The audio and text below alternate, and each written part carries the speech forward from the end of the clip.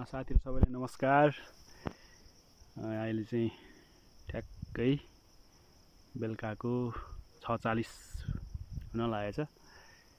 यो तल देखेको चाहिँ यो सुनकोशी सप्तकोशीको 7वटा शाखाहरु मध्ये एउटा यो पर देखेको झिक्कोला यो चाहिँ 5 खालतिरबाट बगेर आउँछ। यो तल यहाँ देखिरहनु भएको छ यो थोरै डोजर जस्तो देखिरहनु भएको छ। यो चाहिँ मध्यपाडी लोकमार्ग हो जुन चाहिँ निर्माणाधीन अवस्थामा छ। यो यतापट्टिको यो देखिने चाहिँ तपाईको तेमाल गाउँपालिका हैन, यहाँ सुरै यो बीचको भाग यो पलाङचोक भगवती मन्दिर यो चाहिँ 5 खाल नगरपालिका पर्छ। अनि यताको साइड चाहिँ सबै यो तपाईले देखिरहनु भएको सबै यो चाहिँ तपाईको भुम्लो गाउँपालिका।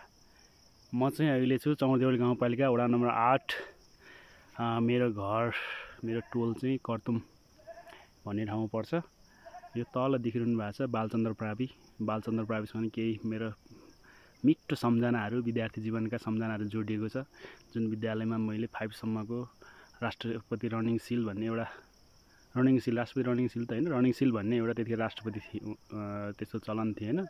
रनिङ सिल भन्ने एउटा चाहिँ ट्रफी हुन्थ्यो अनि त्यो चाहिँ लगातार 3 वर्ष एउटै पोजिसनमा प्रथमै हुनु पर्यो अथवा द्वितीय भने द्वितीय नै हुनु पर्यो अथवा तृतीय भने तृतीय नै हुनु पर्यो भने चाहिँ अनि पाउने त्यस्तो खालको एउटा रनिङ सिल थियो। त्यो चाहिँ मेरो दुईटा अघिल्ला दाइ दिदीहरूले दुईचोटि जितिसक्नु भएको थियो प्रथम भएर। मेरो पालामा चाहिँ थर्ड चोटि थियो, मैले पनि प्रथम भएर त्यो सिल जितेको अझै पनि मलाई याद छ। अनि यो हाम्रो नजिकै यहाँ एउटा बरको बोट हुर्किया छ। यहाँ माथि अलि समिनको बोट ठुलो भइसक्यो। अनि यो चाहिँ समिनको बोट यतापट्टि पनि छ। मेरो घर चाहिँ योभन्दा अलिकति माथि 1-2-3 मिनेट माथि छ। म चाहिँ अस्ति 11 गते चौरदेउल गाउँपालिकाको सार्वजनिक सुनवाई कार्यक्रम राखेको थियो। त्यो कार्यक्रममा आएको थिएँ र 2 दिन घरमा आएको बेलामा घरको काम सघाउँ भनेर 2 दिन मकै पनि खनियो। मकै खन्दाखेरि हात चाहिँ यस्तो भएछ साथीहरूलाई हैन। अनि त्यो सार्वजनिक सुनवाईको विषयमा म छुट्टै भिडियो बनाउँछु। त्यसमा भिडियो बनाउनु पर्ने नै अवस्था छ। अबको माध्यम भनेको सामाजिक सञ्जालबाट युवा पुस्ता अब नयाँ पुस्तालाई सही मार्ग दिने अथवा नयाँ पुस्ताबाट नै देशको परिवर्तन सम्भव बनाउनुपर्छ भन्ने हो। यति राम्रो हावा चलिरहेको छ, यति राम्रो ठाउँ छ। आजभोलि बर्सातको समय भएर पनि होला जताततै हरियाली छ, तर गाउँ शून्य छ।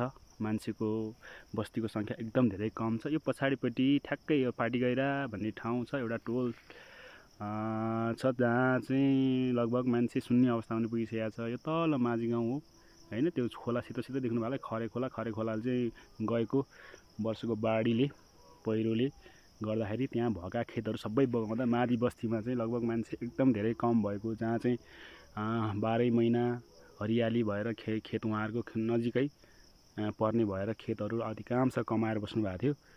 अहिले चाहिँ त्यो अवस्था चाहिँ एकदम नाजुक छ, जहाँ चाहिँ अब खेती कमाइ गर्ने ठाउँ चाहिँ बगर बनाइदिएको छ अस्तिको बाढी पहिरोले। अनि त्यही भएर यो परको चाहिँ पलाङचोक भगवती भइहाल्यो। यो डाँडा पर अलि देखिन्छ। यो चाहिँ दोललघाट, यहाँबाट लगभग त्यही 20 देखि 25 किलोमिटर पर्छ होला। यो पर अलि पर देख्नुभयो नवबुद्ध गाउँपालिका। अनि अलि पर देखिने धुलीखेल पनि थोरै देखिन्छ। अनि पर कुइरोमा देखिने कुइरैसँग देखिने चाहिँ फुलचोकी डाँडा, यो ललितपुरको सबैभन्दा अल्को पहिला त्यहाँ बेलुका चाहिँ रातो बत्ती टिलिक्क टल्केको देखिन्थ्यो क्लियर हुँदाखेरि राति। त्यो चाहिँ अब के अरे ट्राफिक कन्ट्रोलको रेड लाइट हो भन्ने हामीले बुझेका थियौँ। वास्तविकता चाहिँ मलाई पनि थाहा छैन। ल आज चाहिँ साथीहरूलाई म यति जानकारी गराएँ। ल सुनिदिनु भएकोमा तपाईँहरूलाई, हेरिदिनु भएकोमा तपाईँहरूलाई धेरै धेरै धन्यवाद।